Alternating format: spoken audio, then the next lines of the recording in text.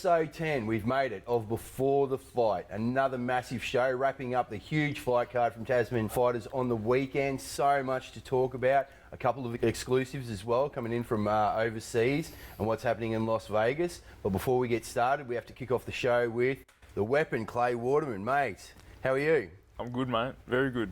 Now, early stoppage, but a fight where you were tested.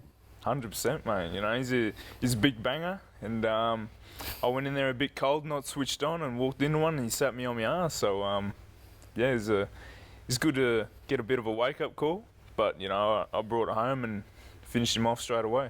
Cold from the warm-up? Yeah, there wasn't much room out the back to warm up, but I'm not using any excuses, but, you know, I could have done with a bit more sweating. Your take on the fight, Shannon? Yeah, hey, I thought it was exciting. To start with, the matchup I thought was ridiculous, but then as soon as Clay got dropped, I was like, hell yeah, we're in a fight. And then, you know, I think I said when the fight got announced, Clay will stop him, and he did. So good on you. Thank you. Now, look, like I said to you beforehand, when we're watching the replay of the fight, a lot of people, they didn't recognise that there was a trip involved on the way down with that left hook. Now, we're not making excuses, no one is. But I've watched the fight on a couple of different angles, and I was ringside. I was about as close as you could get without being a referee. And you were you were coming towards your corner, so you're pretty much in front of me. And I saw you trip over his foot, and I saw everything relax like every human does when they're about to go down. Whoop! There's half, brace yourself. Okay, and he's caught you on the way down. Now, the second knockdown, oofed. What went through your head after that happened? Like I said, just to wake up, you know, just get out of whatever little buzz you're doing and just get into it, you know. Could you hear your corner, or was it all on you? Yeah, no, I heard everything, you know. I was switched on the whole time. I never, I wasn't dazed or anything like that. I just got straight up, you know, just time to do it. People got to remember, Dane Mullivar's got some of the heaviest hands ever. Oh, he's got heavy hands. Massive heavy hands. That's what he's always been known The fact that you didn't... Even in the amateurs, he was heavy-handed. He's heavy-handed, and the fact that you actually didn't get knocked out from it, hats off to you. But straight after that, it was just fantastic to see you loosened up and started to box. You know what I mean? I think that's the big learning curve for you from that night. You didn't do that from the start. I was right next to your corner, and the corner was like, loosen up, Clay, box, jab. And then as soon as you did, it was all over. Yeah, I think the turning of the tide, the momentum swing, is where you recognise that the fear from two knockdowns, but look, you shook it off in the corner and you backed yourself, which you had to do. You boxed for what would have been a good 30 seconds to 45 seconds, and then you tried your hand and you teed off and it worked. How many rounds was it scheduled for? 6 rounds. Yeah, something like that. 6, I think. Yeah, so that knockdown was really going to mess you up if you didn't come back strong too. So definitely. Like we see in rugby league, there was a momentum swing where you caught him with that uppercut cross, spun him around on the spot. Yeah, and he basically turned back towards the neutral corner, and that's where you could see that you extinguished that confidence. Is that where you felt it change for you straight away? Oh, I felt the change as soon as I got knocked down the second time. You know, I was like, you know, I just need to wake up, do my thing, you know, relax. And just loosen up. If you fought there again in December, would you probably go out for a bit of a run? Yeah, definitely. Yeah, I agree. Just find a little bit more room. It was very tight. And there's definitely worse out there. I fought in Argentina for IBF World title in a men's toilet. I warmed up. There was people walking past, going to the toilet, and I was in the little... And in Argentina, that's an outdoor toilet? With a hole in the ground? The toilets had blockages. It was not nice. And people were still using the toilet while she's warming up. They were. But no, anyway, I just, you know, obviously find more of a place to move around or just adapt, you know. Everyone freaked out for half a second. The crowd turned. Everybody knows that. Yeah. Everyone knows that. But then you composed and you came back. And, you know, for some people, they'll still be thinking, what if? Whereas a lot of the other people think, no, he's done exactly what he needed to do. Listened to his corner and came back and got the W. And look, you're not going to come out the same fighter for this next fight. Nah. I've always been one to adapt and change my style every time I'm in the ring, you know. So This isn't your first fight. Yeah, you've ridden before, so yeah. Yeah. Now, do I you think have? it's a great thing. I think people are it's going to want to great. fight him now. So awesome! Like he didn't take a loss, and then people want to fight him. He got knocked down. He still won, and people are going to want to fight him because they're going to see that. Which is good because you had a quiet start after COVID. You had one pro, Yeah. and then we were looking for another. Good to get a second one out. finally, mate, it's been like 7 or 8 months. Now, are you contracted for the next one or not? No, just Still they looking just for an got me on the opponent. card. Yeah, but we've got a couple that we want to fight. So I think we've got that Mitchell Whitelaw, someone, and Tough fight. Good Yeah, fight, tough Mitchell fight, Comes Whitelaw. to fight. yeah, That'll be a fight. and that's what we want. You That's know, what you we want. don't want just the easy fights. A knight in shining armour hasn't had his medal tested, righto? definitely. So you've had you and you did well. Yeah, And we well, take a lot like of you said, positives away I've from been it. tested. You know, and people can't say, oh, you know, he hasn't been hit by a hitter yet. So Oh, you got know, hit, I've been he's a hitter. hit, man, and I've come back and I've finished it off. Mate, you look pretty for it. There's not a mark on you. Yeah, I'm doing all right. Yeah. Righto, mate. We're going to let you go because you've got to keep going. You're going to walk around at a good weight, not put Yeah, on mate. too much, and get ready to Nah. fight again as soon as possible. Definitely. Mate, thanks for being on the Thanks show. for having me. Appreciate it. I'm James O'Shea, and you're watching Before the Fight. Hi, I'm Jennifer. I'm Angel, and you're watching Before the Fight. Round two, we start off with a coach that's got a great up-and-coming stable at All-Star Boxing Gym. Ben Harrington, mate, how are you? Good, thank you, mate. How are you? Good. First off, before we get into Miles at Tasman, Liam in Townsville, Vegas in Las Vegas, how's things going at All-Star Gym? Yeah, very good, mate. Very busy. We've got a big stable. We've got a lot of amateurs, plus those 3 pros that you just mentioned. So everything's going good, ticking along nicely.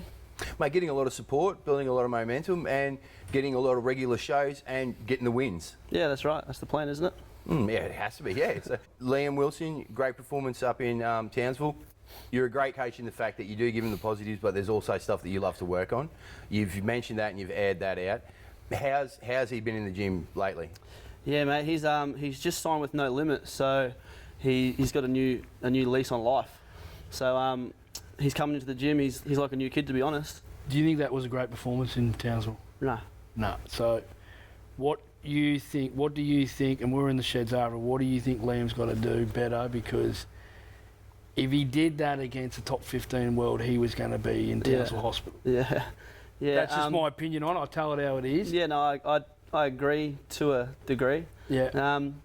So he's very well rounded. He's very experienced. So when we talk to Liam before the fight, we have a plan always. But because he's such a well-rounded universal boxer, it's also left up to him to judge, you know, what he feels in there. You know, Jackson Woods, whether he's an awkward customer. He's an Olympian, Commonwealth Games representative. So, you know, No slouch? No, he's no slouch at all.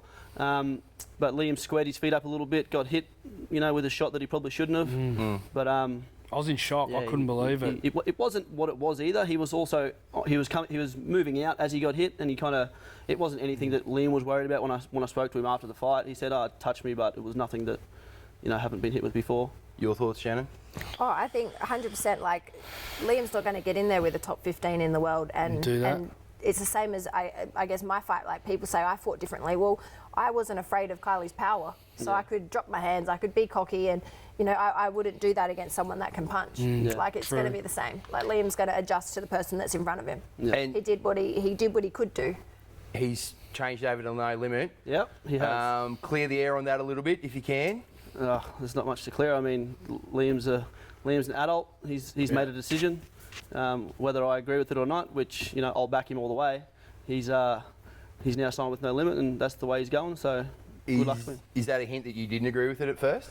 It's not that I didn't. It's just that the other side of the fence, which is Dean, Stu, and Mick, great people. I've got nothing bad to say about them. So Liam's chosen to go with Matty Rose, and that's where we're going. Question for it, because this is saying I didn't know. I thought that he was signed with DNL. He wasn't signed with them at all. He was just for a fighting year. on the cards. No, he was for signed a for them year. for a year in there. Oh, okay, so it finished. Yeah. So he wasn't breaking contracts and No, he doing wasn't that. breaking He was contract. just- Tony Tolge said it very clearly on the Tolge tapes, mate. You cannot sign a fighter if they're not Yeah. a free agent. Yeah, that's right. Yeah, but in saying that, it does sit not so good with me because Stu and Dean have done Yeah, such a good loyalty. thing by him over the year that he was with them. So I understand their side of it, but in saying that, you know, Liam's a young man with a young family. I completely understand his side of it as well. Have you cleared it up a little bit with Dean and Stu? Have you spoken to them since? Yeah. You've settled the waters? Yeah, it's all good. Very good. Now, Miles' performance. Yes. Hey? So we were there, TC Priestley, it was Mundine versus Wayne Parr. Yep. And November last year. Yes, that's right. 30th, yep. Yeah, right. Good Little memory. bit of little bit of ring rust, but he stuck to the plan, composed, came out, got the job done. Yeah, well, Again, we were just speaking about that on the way here when we spoke about Liam and adjusting. I was talking to Miles about how the fact that most of the fight he was in the shoulder roll position. And, you know, I wouldn't correct that on the night because Miles, like Liam, is very experienced, and if that's what he felt like was going to work, I didn't feel like he was in any danger. So, you know, he can adjust. When you've had over 100 amateur fights and you've been around for as long as Miles, I'll back him just as much as I back Liam. So he seemed to judge the distance towards the later rounds, which seemed to make the difference and break Frizy down. You'd say, yeah? Yeah, and Miles has got power that people wouldn't recognise in both hands. So, I mean, if you had a look at Frizy's face after the fight, he's a good friend of all of ours. But yeah, you know, busted up on the left side. Miles can really punch. Yeah. So, Mate, he seemed composed. He was listening to the corner. Yeah. We had Phil from Oxmar screaming out Scorpion more times than I can remember, which is a great support and great to have him there. But yeah, you know, I think he did really well. Now we've got a little bit of an exclusive. So Vegas Larfield is fighting at the MGM Grand, I'm pretty sure, on the Terence Crawford undercard against Juan Flores from Mexico, who's 2-0, 27 years old, 14th of November. Yeah, awesome. 2-0 with a draw? Yeah, 2-0 with a draw, yeah. 2-0 with a draw. Big one. Obviously on Andrew Maloney, Franco card as well. Obviously that'll link up with we'll come in before Andrew and Franco, but on the Crawford, Kell Brook.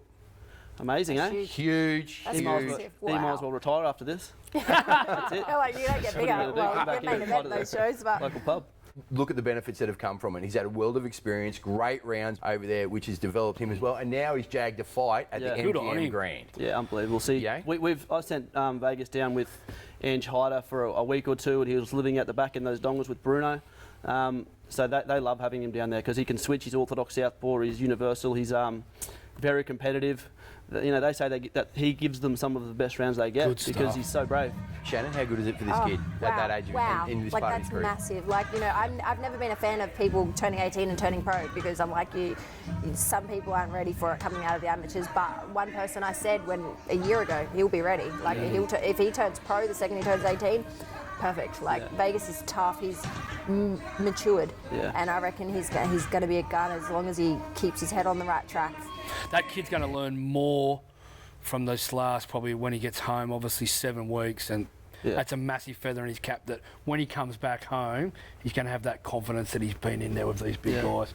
Taking this fight, people will say this is maybe a little bit of a crazy fight to take, but I mean, boxing's changing. This is what it is. I mean, 100%. You'd be an idiot not to take this fight. And any of us here that have doing big things. That's right. If we've boxed, if you're over there in America and your coach didn't let you fight because he couldn't be there, I'd never forgive him. This is what we do. So there's no insecurity. There's no insecurities in this gym. Not at all. Gone are the days of, I think you're referencing, where coaches were very protective. No one was allowed to be, you know, let alone in the corner, let alone in the gym. Now young Taj is coming through. He's looking pretty good. Taj. Yeah. That kid gives me headaches. Yeah, he's coming through. He's not even 14 yet. Just wait for it. Let me guess. The apple didn't fall too far from the tree at all. Yeah, he can fight. I couldn't. But yeah, mate, look, the amateurs are looking good. He's looking great. Congratulations. What's next for All-Star? How are you going to finish out the year? So it's looking like obviously we've got Vegas over there. We're looking to get Miles on at the end of the year. Liam's on, Tim Zukar down in Sydney, 16th of December. 16th. Yeah. So pending. That's looking like that's the way we're going to close out the year. State titles. Benny Harrington, thanks for being on the show, mate. We're wishing you all the best. Thanks, guys. Cheers. I'm Benny Marnie and you're watching Before the Fight. I'm Frank Piando from Eastside Boxing, Gym Brisbane, and you're watching Before the Fight. Speaking of, round 3, Miles Zalewski, the Scorpion. Mate, you look fresh, you look recovered, there's not a mark on you. How'd you come from the fight? Good? No, feeling good. I've had time to reflect on it, watch it over a few times again, and you know, I was critical at the start. Things that were good, things that weren't so good, but still happy with the result anyway. The negatives that were taken away from the fight, I think they're attributed to ring rust, yeah? Well, it's been almost a year. That's right. But the positives were taken away. Again, the same as with Clay. You composed, You didn't look like you were too worried. Stuck to the plan, got the job done in the end. Yeah. So excited to display that on the Tasman Fighters show. That was such a big card to be on. So yeah, it's been a whole year, but I think I handled the pressures okay and pressures to perform and things like that. So I feel it was enough to really display somewhat chances to move forward on even bigger shows. And you know, I believe in my ability. I believe in the best team that I've got. Everything's kind of working out in a way where we've got that clear canvas now to just move forward and line them up now. Shotgun. Thinking about it now, like it was a perfect game plan to start slow because there's nothing more frustrating than punching air, and Frizy did a lot of that in the first couple of rounds, and that drained you as much as getting in a war. And then you stepped it up when I think you landed a couple of really good body shots and slowed him down. It was an 8-round fight. Who cares about the first couple of rounds? Noonan, your thoughts? He boxed well long and in close. He did. And, mate, you showed how fit you are too. You're fit and seasoned and ready to go. So, no, I agree. You know, did what he had to do and got the job done. Frizy came out looking great. Like, first couple of rounds, I was like, shit. Like, Frizy looks awesome, but I think I kind of knew he was never going to look that awesome for 8 rounds. Yeah. So when I could feel him being desperate for those kind of Hail Mary bombs, I knew to watch that. I know I've got the eyes for it, I've got the footwork for it.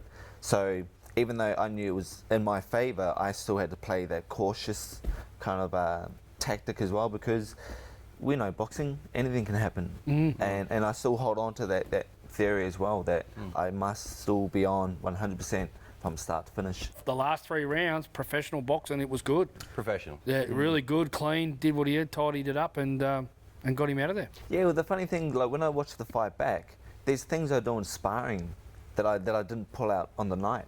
So Benny said, Coach Benny said it before, like on the night, I just adjusted for what was happening. And I felt comfortable to do what I was doing. But there's still so much more that I know I can do. So, because again, there was a whole year out, I still had that ring rust and all that kind of jazz. But now that I know I can stay active, I know I can pull out more of what I can do in the gym. So would I be right in saying the things that you've been doing in sparring that you looked at the fight and said, but I've been doing this differently in sparring, like, are they new things that you've been doing in sparring? New things. Like, so they're not going to happen straight away. Like people that watch sparring and go, oh, like she does this and she does that, or he does this and he does that. You're not going to put that straight in a fight. You're on the night, ring rust was there, and instinct kicked in. Yeah. You did what you've been doing since you were a kid. So those things that you're doing in sparring, they'll come. They'll come into the fights. They're not going to just happen. When the style comes for that style of That's fight. right, but like we said, Good point, you went to your default program, you knew what was working in the fight, and you stuck to that, and that was enough to get you the win in a classy performance, well boxed. And I think because he speaks well, he's clean cut, he's got a great support, and he puts on a good show, he's always fit and ready, he's done enough to get on to another show. Definitely. Want to see him December the 3rd, maybe? Yeah, there's great. talks. So Again, opponent? Talks? It's still a bit early. We'll see what we can do. This is the game where we can take any direction, really. Is there anyone in Queensland or New South Wales, because the borders are opening next week, aren't they, that you want to fight? I don't even know who's really active, who's at the top. Like, I'm not really... You'd be surprised how many people we get in on this couch that don't know everybody in their division. Yeah. You know, everyone expects that you're sitting on this couch, you know everything about boxing, and if you don't know everything about boxing, get off the couch. Nah. That's just simply not true. It's not true. Good point. So, look, answering Shannon's question, there's no one in particular? No one really in the radar. But at this point in your career, taking the fight, moving forward. And, like, if anything, I'm studying, like, the guys around the world. So that's where I know I really want to end up. So good stuff. That's what I kind of love hearing that. Research on. I love hearing that. Australia's great, you know, get the domestic stuff done, but obviously, you know, you look at what Vegas is doing, prepared to go overseas potentially next year, and opportunities will come up. Mate, bit of support for you there. You better give him a shout out, eh? Yeah, look, I want to thank all my major sponsors, Oxmar, Devour Fit, and everyone else that's really helped me as well. So I'm excited. I'm excited for next year. It's time. And thanks for having me on the show.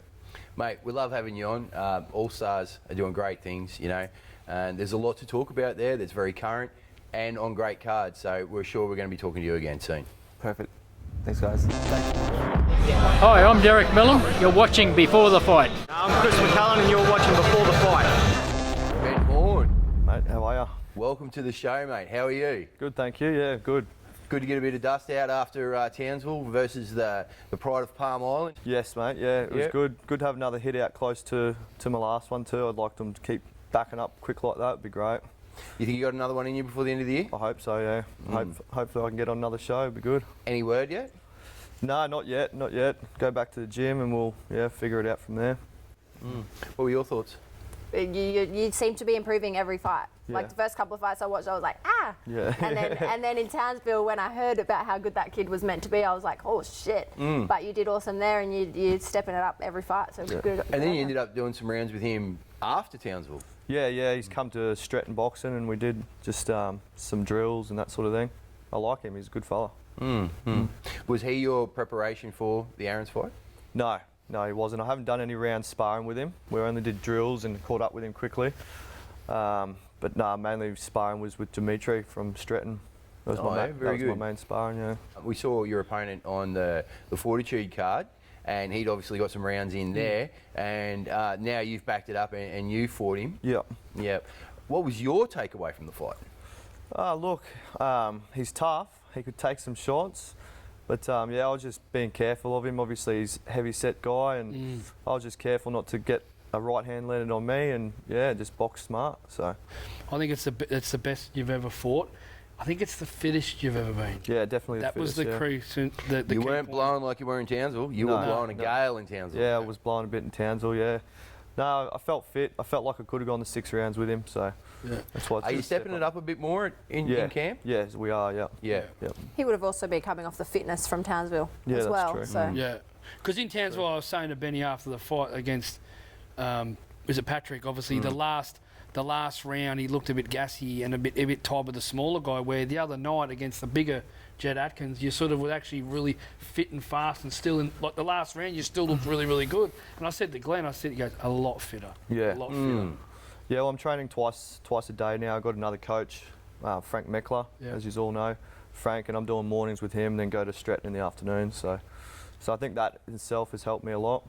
Mate, good little performance, and again, good to keep chipping away, earning your own space on the shows and getting on there. But nothing 100% booked in before the end of the year? No, nothing booked in. Just obviously I'd love to get on another one, but nothing booked in as yet. Go back to the gym on Thursday, and we'll go from there. What are you working on at the moment? What are you trying to develop when you're in the gym? I want to be, pretty good on defence. I've always been go. As in covering up or rolling with the shoulders, head movement? All that, all the head movement and that sort of thing. So, defence is key in boxing, and that's where, my attack's pretty good. I just need to worry about my defence and not getting hit. So, look, good improvements. Good that you're training twice a day. Good that you're sticking it out and earning your own spot, and you're getting on these cards and you're doing a bit. Make good on you. Yeah, it's great. It was a great card to be on. I couldn't thank them enough. It's fantastic. It's a fantastic card. Great fighters, and proud to be on it. Mate, thanks. And hopefully we've got you on here again, eh? Yep, thank you guys. All the best. Appreciate it. Thanks, Benny. Philip Holiday, referee and judge, watching before the fight. I'm Adam Hyde, you're watching before the fight. Right, let's start wrapping up this fight card from Tasman. Okay, we've spoken to Ben Horn, we've spoken to Clay, we've had Miles on. Ben Harrington. Hussein, Benny Marnie, and let's not hold back. Say what you've got to say. You can start off, Shotgun. What an absolute disgrace of a corner. It's on. Starting out strong. I don't care. To be honest, he wasn't winning the fight. That was clear. It was a good fight. All credit to Ben Hussein. Great fight. But he sat down after the second round and said, I can't feel my mouth. Why the f*** did they let him keep fighting? I don't care whether he was winning the fight. I don't care whether it was an Australian title fight. That's that kid's career. That's that kid's life. And let's be honest, it's going to be an interesting couple of weeks to see if he's going to be able to be... Couple of weeks? Well, interesting couple of weeks to see if the doctor's going to say he can fight again or not. I know he wants to. Surely he's out for at least a year. Oh, he's out for a long time. Yeah, So you're 2-0. You've had a good amateur career. You're going in with a guy that's 9-0. Obviously been professional fighting a long time. Mate, I predicted that fight exactly how it went. I said it here last week. I predicted the fight how it went minus the broken jaw. But sorry, my apologies. I didn't predict it. He was barely winning. That they were close rounds, but it's about winning rounds, and he wasn't winning rounds. I agree, but I thought Ben Marnie was going to be like that against Ben Hussein. And when I thought fighters have to be confident in that, but I thought to myself, Ben Marnie's pretty heavy-handed too. Like he's a strong boy. And one thing about Ben Marnie, the tougher the fight gets, the better he gets. But as Shannon said, second round, can't feel the thing. I asked myself if that was Glenn Rushton, would that be in every single newspaper? Would we be doing podcasts about it? Like, come on, like, what's the repercussions for that and their corner? Winning or losing, he shouldn't have been in that ring after that. At least after the third round, you pull it up. Then he lost it. He couldn't even hold his mouth guard. Three times it came out. I was standing up in the balcony, and he wasn't throwing it out because he was blown. His jaw was just. It was. He wasn't spitting it out because he was blown. No, it was getting knocked out. He couldn't hold it in. He went from being, a square jaw to it was right out there. And at the end of the day, yes, there's a doctor, yes, there's a ref, but your corner is taking your mouth guard in and out of your mouth. Like, I don't care. Love me, hate me for saying it, but Luke Sheehan needs a reality check. That was disgusting. The point I want to make step on really quickly is the fact that if you're going to step a fighter up, there's always a chance that something could go wrong. This was exactly that. That's what I said. 100%. This is the nightmare reality that they did not want. But when I looked at it 2-0, and then I looked at Ben Marnie, I thought, Ben Marnie, Joel Camilleri, good fight.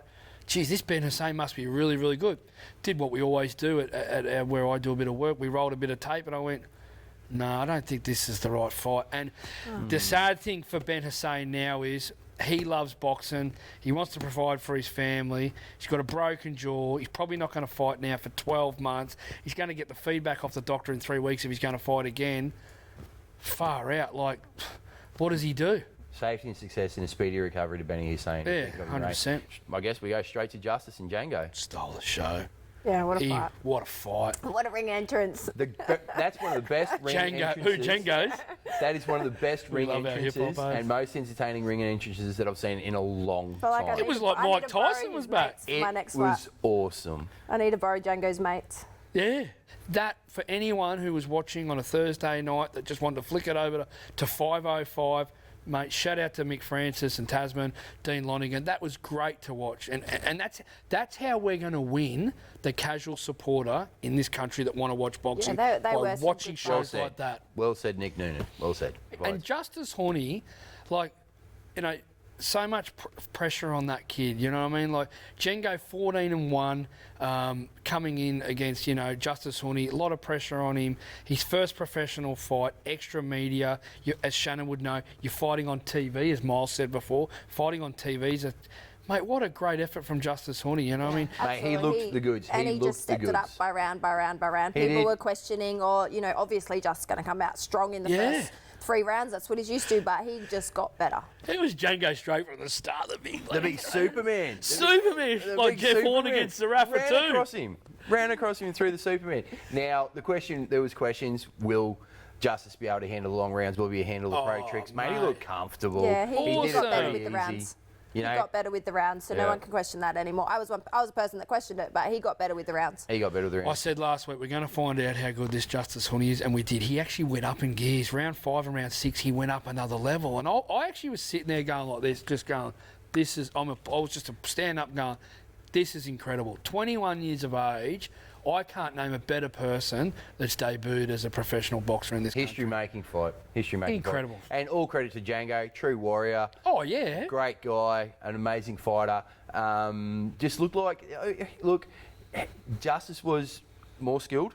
Oh, but Django gassed. Skillful. Yeah, look. Django gassed. Good game plan hitting Django to the body because everyone knows you're not going to hurt him to the head. No. But yeah, he got some big body shots and he had nothing left. I think it was a great call, Steve, throwing the towel because agreed. The only way Django was ever going to do good against Justice was landing power and take his wind away, and you're going to take his power away. As you said too, Rob, people that were there on the night in that round 6, Django was in a bad way. He didn't throw a hell of a lot of his shots. I actually thought that, wonder if he comes out for round 7 because he copped some big stuff. Round 7 he did. He started to throw, but then bang, got hit with some shots. That round 6 he didn't do enough. And then when he pinned him against the ropes in round 7, absolutely that was the right decision. Yeah. And the only question I've got now is I don't believe there's anyone else in Australia that is as a better fight for him than Django. Like, I think anyone now that he fights is a step down from Django. Well, let's have a look who was in the crowd to start with. We saw Brendan Smith and Herman Purcell. Okay, we saw Noel Thornberry, we saw Alex Leopold. Okay, we saw Alex Leopold being interviewed by Fox. Yeah. And the question was asked, and he said, look, he'd be more than happy to have a go at some of these young fellas. You know, he wanted a warm-up fight against Lucas Big Daddy Brown, whether that happens or not. I'd put Django in front of all of them, including Dempsey, all of them. I've seen Django spar them all, and yes, I get it. Sparring's not fighting. I would back Django against any other than Justice. I can't wait. Any other Aussie. Are you saying it? Django's better than Dempsey McKean? Yeah, definitely. I'm Django's teammate. Like, I'm not going to not say that, but 100%, I believe it's a great fight, but I believe he beats Dempsey. Jai, Opetaia, Ben Kelleher. Yeah, no, it was.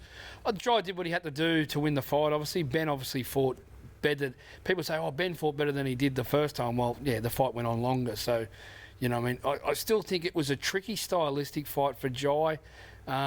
Did what he had to do, got the job done, moved forward. You could be a bit critical of him with some certain stuff. I actually thought a couple of times in the fight when Ben Kelleher actually slowed the fight down, that Jai sort of slowed down with him. But yeah, no, he got the job done, and you know, hopefully on to bigger and better things for him. It'd be interesting to see who he fights next, Jai. Like, because well, they're talking Rayner from South Africa. Okay, yeah.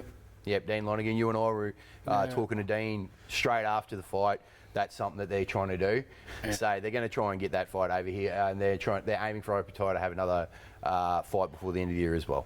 He was in control the whole time. Yeah, he was. And could he have tried to finish him earlier? Absolutely, he probably could have. But I think he just broke him down. Yeah. Just broke him down. He took the fight away from Kelleher. I'm going to be a critic. I feel like that he pulled off some amazing angles and then just bounced around and didn't throw anything off it. Like, he could have finished that fight so much earlier. If with those angles, Ben didn't know where he was. He could have hit him with everything. I'm also going to be another corner critic and say that Curtis and their team, they should have thrown that tail in much earlier. I think he controlled the pace of the fight, and they worked through everything they needed to work through. Ring rust, nerves, you know, to put on a decent show. And let's be honest, got the TKO in the end. You know? Yeah. I just feel like he could have got a lot quicker. In saying that, he did sit on the couch and say that he wanted to give Ben a boxing lesson, and he did. He said he wanted to make it clinical, and he did. He definitely did that. He was hitting him high, low, punches in bunches. The footwork, I thought, for a big man. We all talk about Justice's footwork, and we heard Mark Wilson screaming out, speed, speed, speed, speed, speed, no power, speed. And they were very fast punches. But I thought Jai really did put a lesson on. He put a clinic on. Oh, yeah, definitely. You've got a fight coming up. Yeah. Talk to us. We're fighting December 3 against Corey Farr, who is a great friend of mine. First person to visit me when I gave birth to my baby. And it took a lot to sell me the fight because we're friends. But at the end of the day, Steve said, Shannon, you punch the out of each other every week in sparring. Why not get paid for it? Why not let people see what you guys are capable of? And fair enough, done. How good was it to have Mick Francis confirmed that outside last Monday? Yeah, absolutely. You know, I've sort of known for a few weeks now that it's going to be on. People will look past Corey. I will not. There is not a female in Australia that I have sparred that I get nervous for the way I get nervous when I spar Corey. She can hurt me. I know I can hurt her, but I know that she can hurt me too. So it's going to be a good fight. Like everyone that's ever seen us spar has said we'd pay money to watch that. So it's been an emotional roller coaster up and down since Townsville. How good does it feel that you know that this is definitely coming off before the end of the year? Yeah, it feels great to know that I'm going to be on, especially on TV again by the end of the year. So yeah, it's awesome. It's sort of keeping. And we know it's going to be a rolling great show. We know it's going to be a great show. Yeah. Another instalment of the Tolge tape. I've got an exclusive for you, as only we can do in the Tolge tapes. Yeah. And I'll bring this young man on because, as I predicted the other week, he's got a fight, and it's locked in. And I'll let you have a chat with Vegas last week. Mate, he's laughing all the way to the park. Yeah, so matched up with a Mexican fellow from Texas. His name's Juan Flores. How excited are you? Yeah, I can't wait. Can't wait to showcase my skills. First fight sort of ended a bit quickly. Didn't really get to showcase what I can do. So, yeah, I'm looking forward to it. what do we know about Juan Flores? 3 fights, 2 wins, 1 draw. That's about it. Southpaw, And 1 loss Orthodox? coming. And 1 loss coming. I think he's orthodox. Yeah. Yeah, Orthodox fighter. Yep, very good. Heavy puncher, boxer. Looks like he just tries to bang. Nothing. Usual Mexican nothing walk crazy. forward style. Yeah. Mate, very good. Exciting times, hey? Make yourself available and look what happens. Yep, that's it. Because people were questioning, why is Vegas Larfield going to Vegas? I said, well, there's obviously the Maloney benefits, and look what's happened now. Well done, kiddo. Yep. Mate, you must be super pumped. We're going to let you go, but congratulations. It's a job well done. We're going to keep in touch with us. Let us know what's going on. Sweet. Tag us in your social media so we can reshare it, and shoot us any training footage so we can give you a bit of a shout out on Monday's episode. Okay, no worries. Mate, absolute legend. Congratulations, well done. Looking forward to it. How's preparation for obviously Jason Inui coming along? Yeah, great. Like I said, Jason's just on track. Really sharp, and his hand-eye, speed, punching power, everything's and his body's all in good shape. So just looking forward to the fight. Because at the moment we're not seeing too much of him in the training footage, but we're seeing a lot of social media coverage with in reports of interviews in regards to this fight with Inui. You know everything's on song when Jason Maloney's picked up one of these water bottles, and he's booted from about 20 metres out, gone straight into the rubbish bin just at the head of the AFL Grand Final. Right, very good. Well, we'll finish up the Tolge tapes, and you and I will have a quick talk after that. Thanks, mate. Mate, you're an absolute legend.